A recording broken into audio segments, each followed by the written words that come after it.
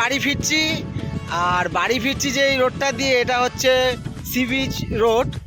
মানে রোডটা একটা অসম ফিলিং, খুব সুন্দর। এই রোডটা দিয়েই প্রথম ফিরছি। আর এই রোডটা সোজা মন্দারমণি, তাজপুর, শঙ্করপুর হয়ে উঠেছে। মানে যারা কলকাতায় যাবে এই রোড ধরতে পারবে। তা যদি দীঘাতে আসো একবার অবশ্যই রোডটা দিয়ে আসবে। এই আমাদের হোয়াইট হর্স, এই আমার ওয়াইফ, আমরা দুজনে এসেছি, দুদিন ছিলাম, আজকে বাড়ি ফিরবো।